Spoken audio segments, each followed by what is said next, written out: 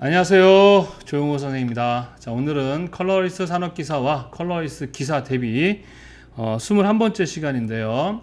전 시간에 이어서 오늘 그 색채 관리 마지막 시간이죠. 자, 오늘은 색채 품질 관리 규정 파트를 공부를 할 건데요. 과거에는 이 색채 품질 관리 규정에서는 거의 시험 문제가 예전에는 나오질 않았었습니다. 근데 최근에 들어서는 기사는 보통 4문제, 많게 4문제, 3문제, 4문제는 보통 나오고요. 산업기사는 보통 2문제 정도에서 시험 문제가 나옵니다. 색채 품질 관리 규정은요, 대부분 KS에서 문제가 나오는데 되게 많습니다. KS만 따져도 우리 보시면 색채 여기 보시면 KSA 0011 이렇게 나오죠. 자, 얘네들은요, 이 나라 표준 인증 사이트라고 있습니다. 여기 standard.go.kr에 가셔서 KSA 0011이라고 치시면은 요거에 대한 그 표준이 나옵니다. 그리고 만약에 돈을 주고 사고 싶다 그러면 한국 표준 정보망이라는 사이트가 있습니다.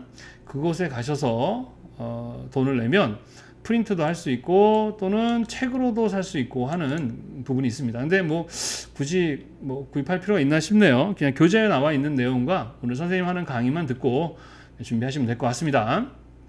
자, 그래서 여기 보시면 주로 이제 시험 문제 첫 번째는 이 표준은 무엇을 규정한 문제인가 라는 식의 문제가 한 문제가 출제가 됩니다. 그래서 여기 나와 있는 애들을 조금 다 여러분들이 암기를 해 두셔야 됩니다. 자, KSA 0011에서는 물체 색이름, 이거 되게 중요합니다. 많이 우리 사용하는 부분입니다. 물체의 색이름. 그리고 여기는 광원색의 색이름, KSA 0012 광원색의 색이름. 물체색과 광원색 두 가지 있으니까요. 자, KSA 0114는 물체색의 조건 등색도의 평가 방법. 요거는 이제 중요하지 않죠. 여기 보면 요렇게 몇 년도에 출제되었다라고 표시된 애가 중요한 겁니다. 그냥 참고로 알아두시면 되겠고, KSA 3012 광학 용어. 이렇게 해서 요 세 개는 시험 문제 나오진 않았지만 보기 같은 데 나와서 놓은 거예요. 일단 이렇게 표기된 애들 위주로 암기하셔야 됩니다.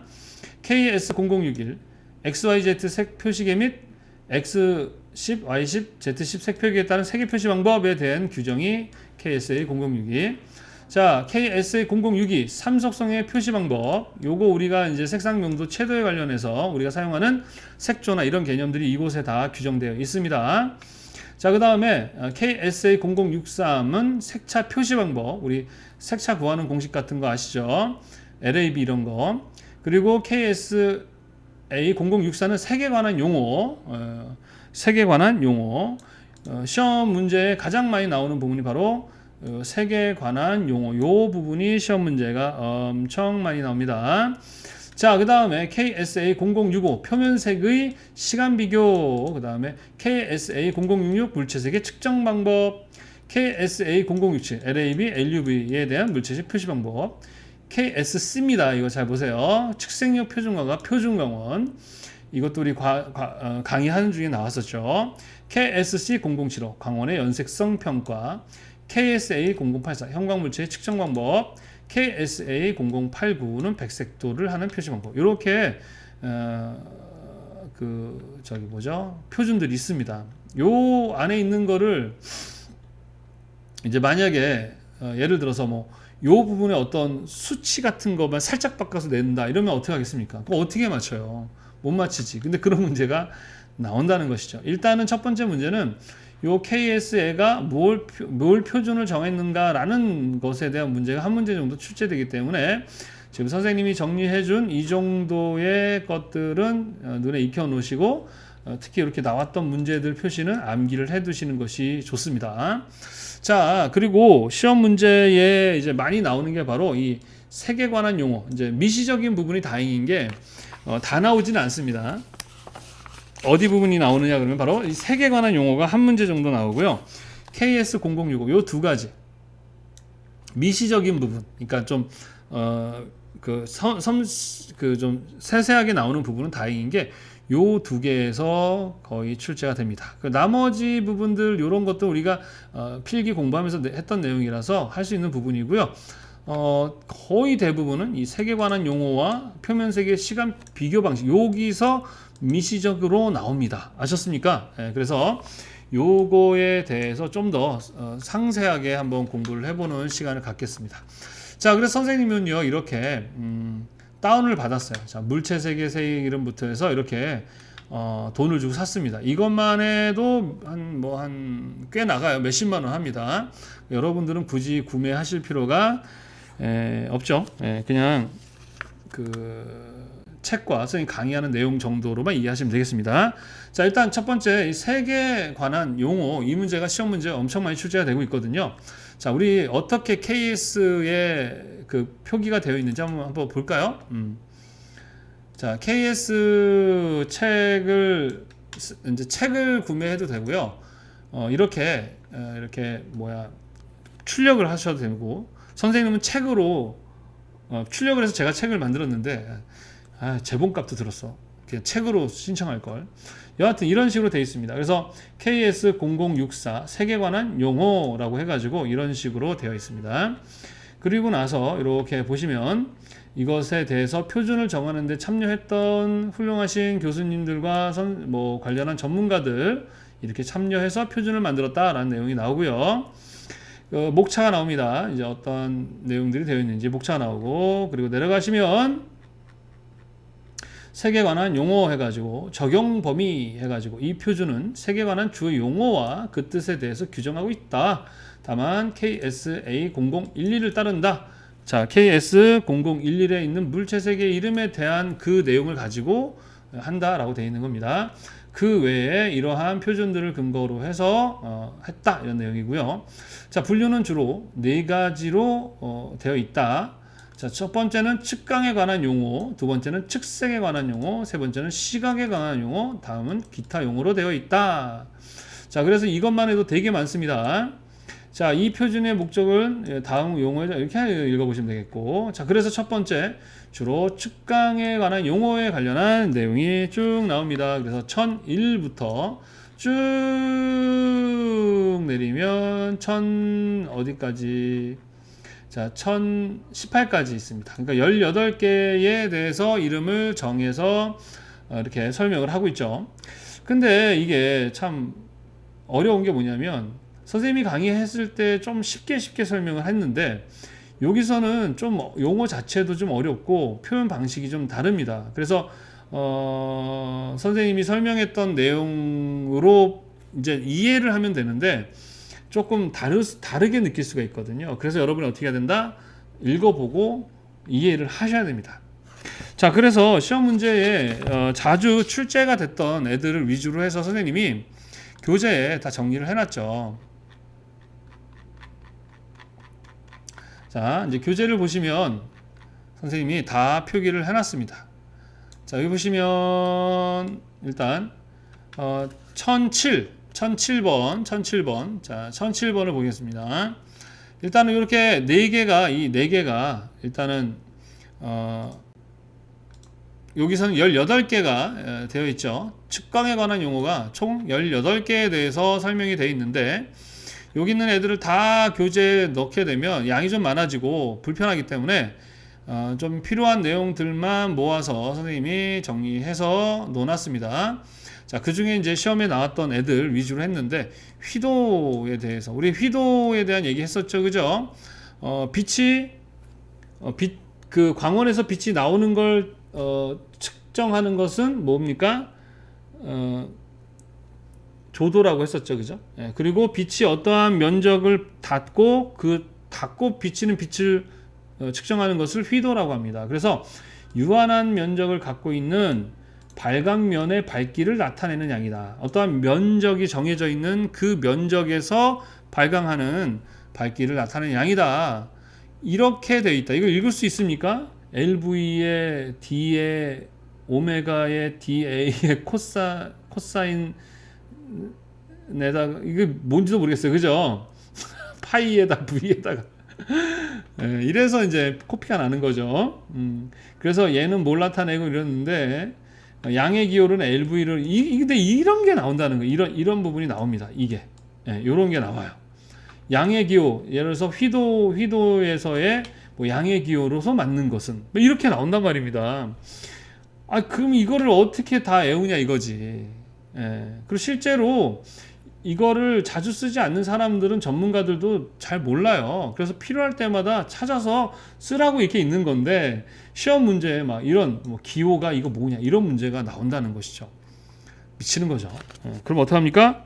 그냥 찍어야죠.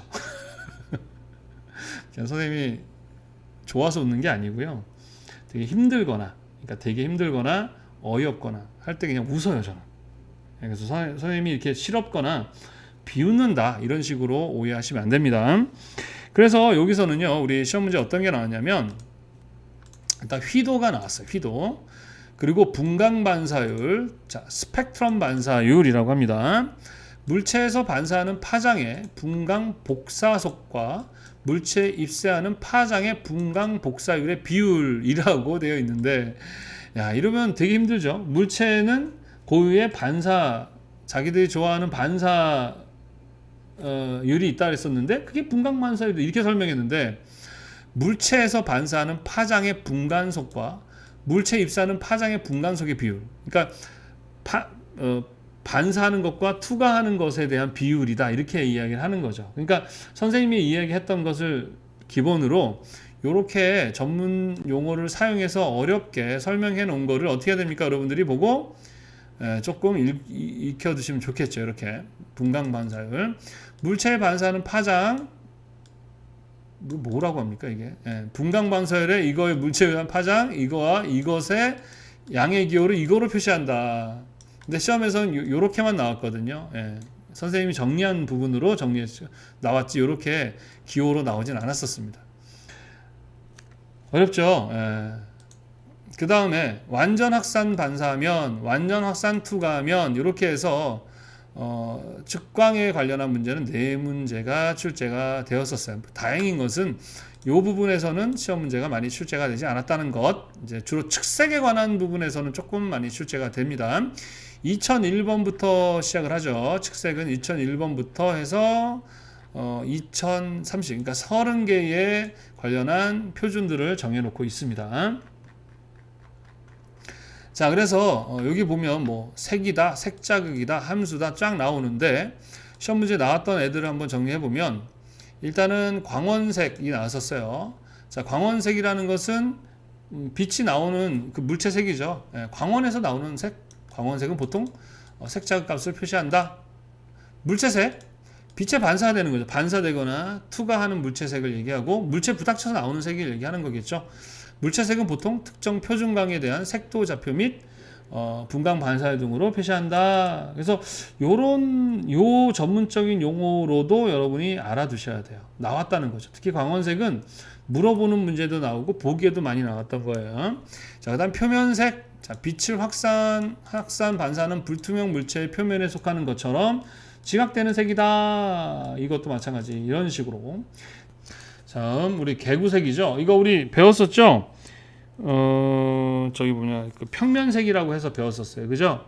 평면색이라는 것은 입체감도 없고 아주 순수한 그 자체 원초적인 색으로만 보인다는 것이었죠. 구멍을 통하여 보이는 균일한 색으로서 깊이감과 공간과 특정 지을 수 없도록 지각되는 색이다. 뭐 이런 식으로 우리 또 정의가 되어 있습니다. 좀 어렵죠? 좀 쉽게 하면 좋은데. CI 주광, 자 CI에서 만든 주광은 많은 자연 주광의 분광 측정값을 바탕으로 통계적 기법에 따라 각각의 상관 색온동에 대해서 CI가 정한 분광 분포로 각각 D50, 55, 75 이렇게 정의를 하고 있습니다. 자, 그 다음 조건 등색, 메타메리즘. 자, 조건 등색은 어떤 조건이 맞으면 다른 색도 같아 보인다라는 건데, 얘네들은 분광 분포가 다른 두 가지 색 자극이 특정 관측 조건에서 동등한 색으로 보이는 것. 같은 말이죠. 분광 분포가 다르다. 그러니까 색이 다른데 특정한 어떠한 조건에서 어떻게 같아 보인다라는 영어로는 메타메리즘이다라고 하는 거. 이렇게 정의를 하는 부분도 여러분이 이걸 보고 익혀 놓으셔야 됩니다. 자, 색역은 색을 나타내는 색 공간을 나타내죠. 특정 조건에 따라 발색되는 모든 색을 포함하는 색도 좌표도, 우리 색도도 얘기했었죠. 그 안에 있는 영역이다. 이렇게 하고 있습니다. 그 다음 색 공간, 그 다음 색의 상관성 표시에 이용한 3차원 공간, 균등 색 공간, 동일한 크기로 지각되는 색차가 공간 내의 동일한 거리에 대응하도록 의도한 색 공간, 색차식, 두 가지 색의 차를 계산하는 식, 분광 강도계, 우리 분광식 측색기 얘기하는 거죠. 물체의 분광 반사율, 투과율 등을 파장의 함수로 측정하는 계측기. 어렵죠. 예, 이런 어려운 말로 씁니다. 분광 복사계, 복사의 분광 분포를 파장의 함수로 측정하는 계측기, 이런 식으로. 영어로도 좀 나올 때가 있어요. 이게 스펙트로포토미터라 그래서 이런 것도 봐두셔야 됩니다. 아, 근데 어디서 나올지 모르는 거야. 이거 지금 선생님이 시험에 나왔던 것들을 정리한 것도 양이 어때요? 많죠? 많은데 거기에다가 또 이거보다 더 많은 애들이 있어요. 그래서 이걸 다 여러분들이 하나하나 선생님이 다 설명하고 또 책에 다 넣으면 양이 너무 많습니다. 그래서 여러분들이 선생님이 정리해 놓은 얘네들 위주로, 이렇게 위주로 여러분들이 읽어보고 의미를 알면서 내용 전문 용어랑 연결해서 조금 여러분들이 꼭 암기를 해 두시기 바랍니다. 물론 제가 정한 거에서만 꼭 나오는 건 아니에요. 매번 지정하지 않았던 부분에서도 출제가 됩니다. 그래서 만약에 혹시 여러분들이 조금 더 자세하게 보고 싶다, 공부를 더 잘하고 싶다 라고 하면 아까 얘기했듯이 사이트에 가셔서 돈을 내지 않고 보는 건 돼요. 뭐 캡처나 이런 건 안 됩니다. 못하게 해놨어요. 그래서 쭉 한번 보시고 얘네들 되게 많죠, 그죠? 이 많은 애들을 이렇게 해서. 근데 이제 중요한 거는 우리가 배웠던 대로 내질 않고 여기 연색성, 광원의 고유한 연색의 특성, 이런 식으로 문제를 내요. 그래서 분광광도계는 다음 중 설명이 틀린 것은 하고서는 얘는 얘는 광전색체계는 이렇게 바꿔서 시험 문제를 내기도 합니다. 그래서 여기서 문제가 꼭 한 문제는 나옵니다. 그렇다고 해서 그 한 문제 때문에 전체를 다 할 수는 없고 최대한 선생님이 해놓은 걸 위주로 해서 한번 보고 싶으면 한번 찾아서 보시면 되겠어요. 이거로. 자, 이래서 문제가 이렇게 출제가 된다라는 거. 자, 그 다음에 많이 나오는 것은요. 우리 이 부분이 이제 많이 나오는데 어디가 많이 나오느냐 그러면 KS0065 요게 시험 문제에 엄청 많이 출제가 됩니다. 기사는 보통 이 부분에서 한 2문제 정도 출제가 돼요. 다행인 것은 그래도 다른 부분보다는 이 색채 시간 비교해서 많이 나오니까 다행인 것이죠. 그죠?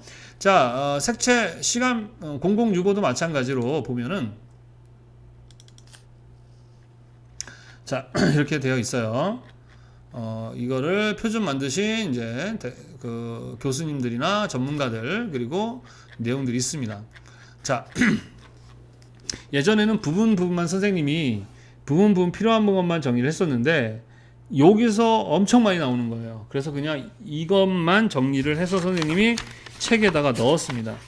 자, 이거 외에 더 다른 것까지 넣어버리게 되면 양이 되게 많아집니다. 그래서 일단은 여기 있는 애들만 넣었어요. 자, 그래가지고 이렇게 표준 이제 뭐 이렇게 나옵니다. 쭉. 그래서 조명 방법 이제 어떻게 조명하는가 등등등등, 일반 자연중앙일 때 어떻게 하느냐, 인공광원 D60은 어떻게 하느냐, 인공중앙 50일 때는 어떻게 하느냐, 그리고 조도는 어떻게 하고, 부스 우리 그 라이트 박스 있죠, 내부 색은 뭐로 하고 뭐로 하느냐, 광원의 수명은 어떻냐, 이런 내용들에 대해서 쭉 어떻게 해요, 표준으로 만들어 놓은 것입니다. 그 여기에서 문제가 보통 한 2문제 정도가 출제가 꼭 됩니다. 추가 정보에서 쭉 나오죠. 이런 것들. 근데 봐도 이게 전문 용어나 이런 그 화학식이나 수학식 같은 게 있어가지고 이게 뭐냐 하는 그런 내용도 있어요. 그래서 완벽하게 이해하기는 좀 어렵지 않나 할 때. 자, 그다음 봅시다. 자, 조명 방법. 자, 표면색의 시간 비교 방법. 자, 이런 표면색에 우리가 색을 관찰하고 할 때는 이렇게 해라라는 뭐예요? 그 규칙입니다. 자, 일반적인 색 비교를 위해서는 자연주광 또는 인공주광, 이것도 그냥 자연광원, 인공광원 이러면 되는데 이렇게 쓰죠. 또 어느 것을 사용해도 되지만 자연 주광의 특성은 변하기 쉽고, 그렇죠? 아침, 점심, 저녁마다 색온도도 바뀌고 또 그때 어떤 뭐 구름이 꼈거나 뭐 이런 날씨에 따라서 많이 바뀔 수 있기 때문에 표준으로 만들기가 어렵죠. 그래서 낮 시간에 몇 온도, 그때의 광원이나 그 시간대 하라고 하긴 하지만 마취가 없습니다. 엄격하게 관리된 색 비교용 부스, 라이트 박스, 비교용 부스 안에 인공 조명을 이용해서 한다. 또한 관찰자 한번 보겠습니다. 관찰자는 무채색 계열의 의복을 차용해야 됩니다. 그래서 옷이 너무 비비드하거나 선명하게 되면 개시 대비나 이런 것들이 일어나요. 그래서 선생님 같은 경우는 이 그 네일 아트도 되게 비비드한 네일 아트를 하지 않게 합니다. 관찰자 시야 내에는 시험할 시료의 색 외에 진한 표면색이 있어서는 안 됩니다. 예.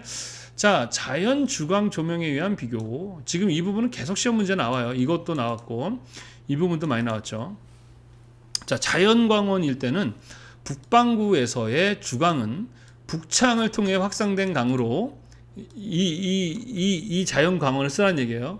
붉은 벽돌벽 또는 초록의 수목과 같은 진한 색의 물체에서 반사하지 않는 확상 주광을 이용해야 된다. 그러니까 북반구에서의 북창을 통해 들어오는 확산광을 이용해라, 그런 뜻입니다. 단 태양 직사광을 피한다. 직사광선은 보통 안 합니다. 그리고 직사광선이 오면서 그 옆에 그 커튼 같은 걸 또 통과한 빛을 그런 데서도 우리는 안 해요. 자, 시료면의 범위보다 넓은 범위를 균일하게 조명해야 하며 적어도 2000럭스 조도. 그 자연광원도 얼마? 2000럭스. 요게 나온다. 요런 문제가 나와요. 자연 주광일 때의 범위는 얼마? 요렇게 시험 문제가 나옵니다. 요런 거 잘 이해해 두셔야 됩니다. 자, 그다음 인공 주광 D65를 이용한 부스에서 D65 광원을 이용할 때는 어떻게 해야 되느냐? 색 비교용 부스는 CI 표준광 D65 또는 A 각각에 근사하는 분광 분포를 갖는 상형 광원으로 조명한다. 그러니까 이 기준에 가장 근접한 조명을 써라는 얘기입니다. 자, 그 이외에 분광 분포를 갖는 광원을 이용하는 경우는 당사자 간의 협정을 따른다. 그러니까 내가 만약 없으면 나 이 조명을 할 테니까 너도 이 조명을 해 하고 바꿀 수도 있다는 얘기예요. 색 비교에 이용하는 광원은 KSC 0074, KSC 0074에서 제시하고 있는 평가하고 그 분광 분포 표준화해서 한다라고 되어 있습니다. 요런 수치나 이런 거 잘 기억하셔야 되고, 자, 그래서 성능 항목은 이런 것들, 뭐 가시, 형광 이런 것들을 할 때는 이 정도의 수준의 것을 사용해라라는 수치거든요. 요게 시험 문제에 나옵니다. 나왔었어요. 그리고 또 어떤 문제가 나오냐 그러면 그 요런 거 뭐 D급은 2.0, 그 다음에 MI 1.5, 요것도 요 수치가 나왔었어요. 예, 형광 등색 지수에서는 이렇게 해야 된다는 거. 그리고 요 비교에서는 아닙니다. 하여튼 요 수치들이 나왔었으니까 수치도 좀 눈에 익혀 두셔야 됩니다. 특수 연색 평가수는 얼마 이상? 85 이상. 요게 시험 문제 나왔었어요. 자, 그 다음에 인공주광 D50을 이용한 부스에서의 색 비교는 인쇄물이나 사진 등의 표면색을 비교하는 경우 필요에 따라서는 규정에 따라서 이렇게 사용할 수 있다. D50. 자, 이렇게 해야 된다라는. 자, 그 다음에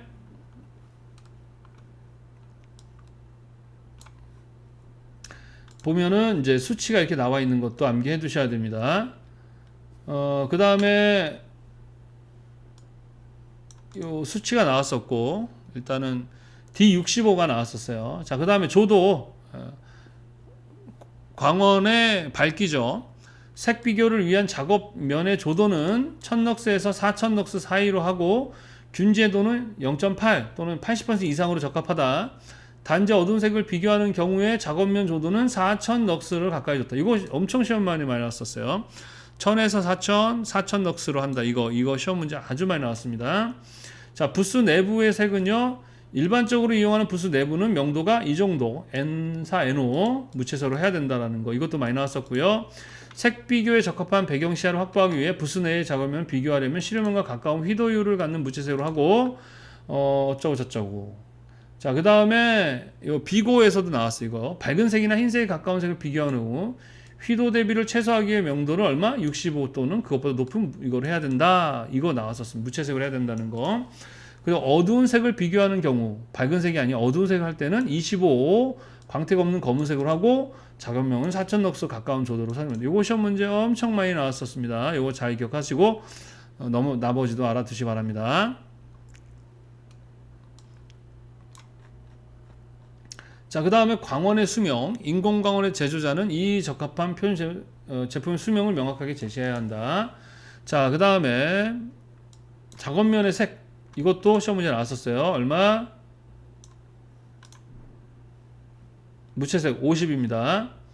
자, 작업면 주위의 색. 자, 작업면의 주위의 색은 다음에 따른다. 외광에 영향이 있는 경우 불투명한 천 또는 평판으로 작업면 주위를 둘러막은 조명 부스를 사용한다.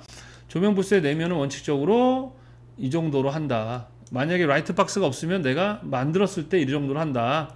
무광택 이 정도로 한다라는 거. 자, 그 다음 관찰자는 어떻게 해야 되는가. 자, 관찰자는 미묘한 색의 차이를 판단하는 능력이 필요하다. 따라서 각종 색각 검사표로 검사하는 것이 바람직하다. 관찰자가 시력 보정 안경을 사용하는 경우에는 안경 렌즈가 가시 스펙트럼 영역에서 불균한 특이함을 가져야 한다. 선생님은 또 작업하기 전에 그 네일 아트뿐만 아니라 머리도 묶고 그 다음에 안경도 되게 많이 닦게 합니다. 그리고 안경 같은 것도 컬러가 들어가 있는 안경은 웬만하면 피하는 게 좋죠. 예. 눈의 피로에서 오는 영향을 막기 위해 진한 색이나 파스텔 보라색을 보면 안 되고 그 무채색을 많이 봐야 돼. 어떤 개시 대비가 일어나니까 밝고 선명한 색을 비교할 때는 신속하게 비교 결과가 판단되지 않을 경우 그 다음 비교를 실시하기 전에 관찰자는 수초간 주변에 보면서 순응해야 돼요. 이거 되게 중요합니다. 계속 보고 있으면은요 조건 등색도 일어나고 내가 원하는 대로 색이 보입니다. 그래서 항상 벽을 보면서 순응하고 병을 보면 순응하면서 해야 되겠죠. 관찰자에 연속해서 비교 작업을 실시하며 시간 판정의 성능이 현저하게 저하게 되면 휴식을 취해야 된다. 네, 쉬면서 해야 됩니다. 예전에 선생님 무식하게 학생들 막 쉬지 않고 했었는데 더 효율이 떨어져서 최근에는 이제 작업하면서 중간중간에 쉬면서 작업을 하고 있어요. 자, 그다음 비교하는 색면의 크기. 자, 여기 보면 요거에 대한 문제도 많이 나옵니다. 우리 각도 2도 또는 10도의 관찰 조건을 갖는다. 다 나오죠. 판정 방법은 이제 기본적으로 자, 조건 등색은 이렇게 조건 등색상 비교는 이렇게 요 부분도 시험 문제 나왔으니까요. 알아두셔야 됩니다. 비교하고자 하는 두 색의 일치 정도를 판정하고 추가적으로 백열전구 조명 아래서도 비교하여 색일치 정도가 유지되는지 여부를 이 백열전구 쪽이 연색성이 사실은 좋은 거라고 했었죠. 우리나라에서는 파란색 형광등을 많이 쓰다 보니까 그게 백색처럼 보이고 그 자체가 이제 흰색처럼 보이는데 사실은 파란색이에요. 그래서 외국 사람들이 와서 보면 파랗게 느낄 겁니다. 외국에서는 보통 집안의 형광등보다는 이 백열전구 쪽을 많이 사용을 한다고 하더라고요. 자, 조건 등색의 평가. 자, 이 부분은 뭐 저기 안 나왔어요. 자, 그다음 시험과가 따른 포함에 대한 내용들. 시험에 제공되는데 세목. 조명에 이용한 광원의 종류, 사용 성능, 작업명 조도, 관찰 조건 이런 거를 같이 적어 주셔야 되는데 이거 우리 필기할 때 배웠었죠, 그죠? 되게 중요합니다. 시험 문제 많이 나와요. 자, 이렇게 그 다음에 이쪽이구나. 2도 시 10도 시 요 관측창 지수 요거 시험 문제에 나왔었습니다. 요거 좀 보시고 익혀 두셔야 되고 그 다음에 일반적인 색비교 절차에 대한 부분 이것도 시험 문제 나왔었거든요. 그래서 쭉 한번 읽어 보시고 수치 같은 거 있죠. 수치 뭐 이거 500나노미터 이런 부분들 뭐 시험 문제에 나왔었습니다.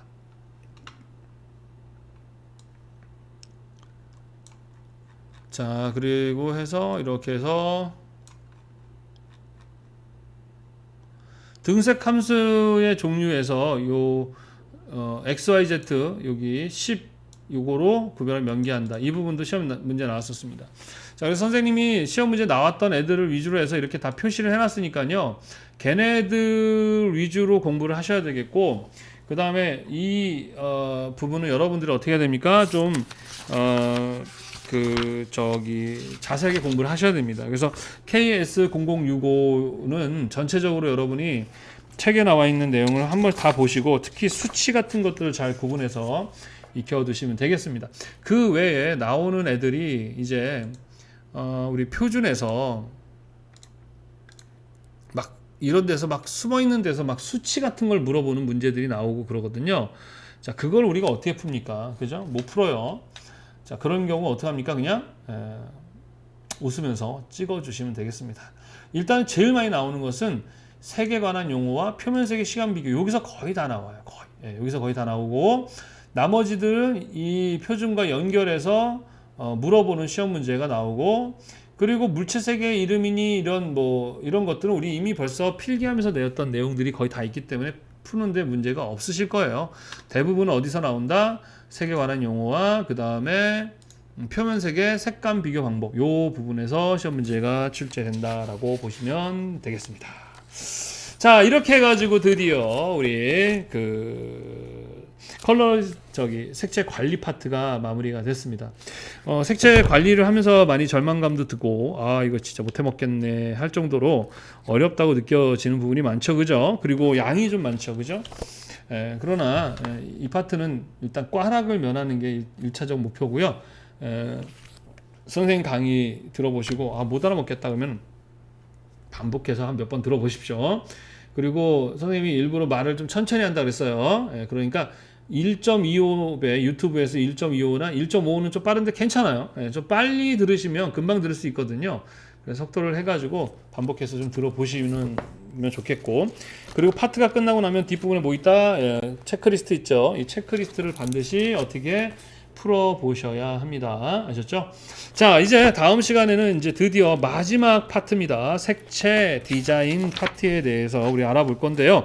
색채 디자인 파트도 양이 좀 많아요. 이 굵기로 본다면은 그래도 좀 제일 많은 편입니다.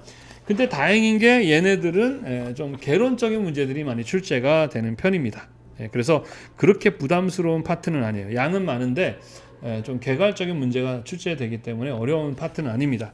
다음 시간부터는 우리 마지막 파트인 색채 디자인 공부를 한번 해보도록 하겠습니다. 자, 여러분 지금까지 너무 고생 많이 하셨어요. 이제 얼마 남지 않았죠?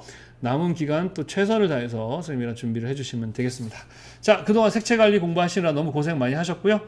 우리 다음 시간에 건강한 모습으로 또 뵙겠습니다. 수고하셨습니다.